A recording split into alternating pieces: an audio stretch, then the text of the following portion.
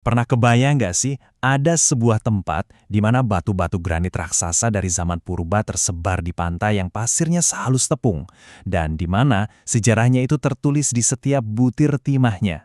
Nah, hari ini kita bakal jalan-jalan ke Kepulauan Bangka Belitung, sebuah surga yang nggak cuma indah pemandangannya, tapi juga kaya banget sama cerita. Yuk, kita mulai perjalanan ini dengan sapaan hangat khas dari sana. Selamat datang di negeri serumpun sebalai. Ini tuh bukan sekedar salam biasa loh. Serumpun sebalai itu artinya satu rumpun, satu balai. Dan ini adalah filosofi hidup mereka. Ini gambaran betapa masyarakatnya yang beragam bisa hidup rukun dan bersatu. Semangat inilah yang bakal jadi pemandu kita hari ini. Oke, buat bener-bener ngerasain jiwa serumpun sebalai, kita perlu kenalan dulu sama alamnya.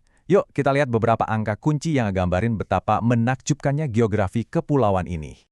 Coba bayangin ya, provinsi ini tuh terdiri dari 505 pulau. Tapi yang bikin lebih kaget lagi, cuma sekitar 50 pulau aja yang ada penghuninya. Artinya apa? Ada ratusan pulau perawan yang masih asli banget, surga tersembunyi yang nunggu buat dijelajahi. Bener-bener kepulauan impian buat para petualang. Nah, karena pulaunya ada ratusan, udah pasti garis pantainya panjang banget. Tepatnya 1.295 kilometer. Kebayangkan gimana laut udah jadi bagian yang nggak terpisahkan dari kehidupan di sini? Jadi sumber makanan, jalur transportasi, dan saksi peradaban selama ribuan tahun. Sekarang siap-siap buat fakta yang satu ini. Di Bangka Belitung ada pemakaman Sentosa yang ternyata adalah pemakaman Tionghoa terluas di Asia Tenggara.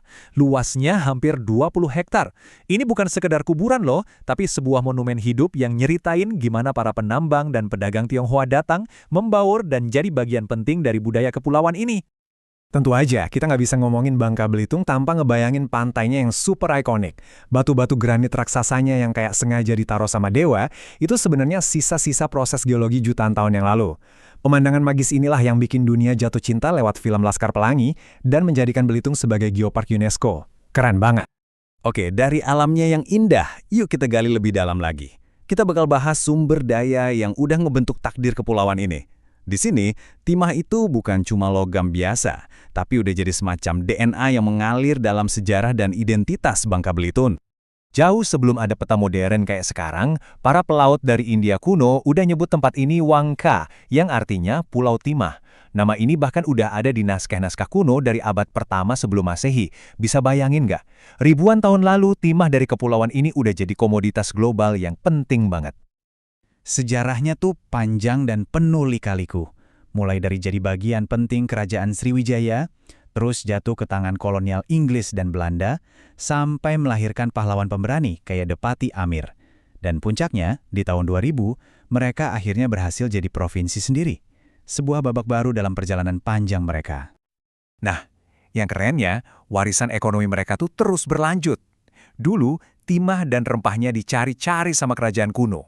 Sekarang, Bangka Tin jadi patokan dunia, dan Muntok White Pepper yang legendaris itu jadi rajanya lada di Indonesia. Benar-benar warisan yang gak lekang oleh waktu.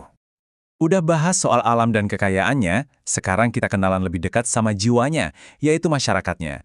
Inilah saatnya kita nemuin esensi sejati dari negeri serumpun sebalai lewat tradisi-tradisi mereka yang unik dan hidup. Ada satu tradisi yang luar biasa banget, namanya Buang Jung, ritual dari suku Sawang. Bayangin deh, setiap tahun mereka menghanyutkan perahu hias yang cantik banget ke laut sebagai persembahan buat para leluhur. Selama 3 hari, semua aktivitas berhenti. Nelayan nggak melaut, nggak ada yang nebang pohon. Ini bukti nyata betapa mereka sangat menghormati lautan. Tradisi penting lainnya adalah makan bedulang. Kutipan ini ngejelasin semuanya. Makan bedulang bukan cuma soal makan, tapi praktek penghormatan, kebersamaan, dan persatuan. Jadi ini bukan tentang makanannya aja, tapi tentang mempererat ikatan sebagai satu keluarga besar. Prosesi makan bedulang ini punya etiket yang indah banget. Setiap gerakannya ada artinya. Yang paling tua dapat kehormatan buat buka tudung saji, sementara yang paling muda bertugas melayani yang lebih tua. Ini cara mereka menanamkan rasa hormat dan persatuan dalam setiap acara makan bersama. Nah, ngomongin budaya, cara paling asik buat ngerasainnya ya lewat makanan kan. Jadi yuk kita intip, ada hidangan lezat apa aja sih yang biasanya ada di atas dulang khas Bangka Belitung. Wah, dapur Bangka Belitung itu benar-benar perayaan hasil laut. Ada sup ganggang, sup ikan kuning yang rasanya asam segar dan gak ada duanya. Terus ada mie koba dengan kuah ikan tenggiri yang kental dan gurih banget. Buat yang suka tantangan rasa, ada rusip, sambal dari ikan fermentasi. Dan pastinya, siput gonggong, prima dona laut yang katanya kelezatannya bisa nyaingin eskargot. Tiap suapan itu punya cerita. Tapi Bangka Belitung itu jauh lebih dari sekedar lokasi syuting film yang indah loh. Kepulauan ini bakal ninggalin jejak yang mendalam di hati. Dan pastinya kalian pengen bawa pulang sedikit kenangannya. Yuk kita lihat oleh-oleh khas apa aja yang bisa bikin perjalanan kalian gak terlupakan. Kalian bisa bawa pulang sepotong keajaiban Bangka Belitung loh. Ada batu satam, permata hitam misterius yang katanya terbentuk dari tabrakan meteor jutaan tahun lalu. Gila kan?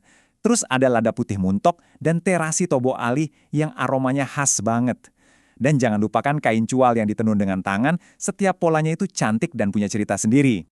Nah, dari semua perjalanan kita hari ini, muncul satu pertanyaan penting. Sebagai negeri yang kaya banget alam dan budayanya, gimana ya Bangka Belitung menyeimbangkan semua itu untuk masa depannya?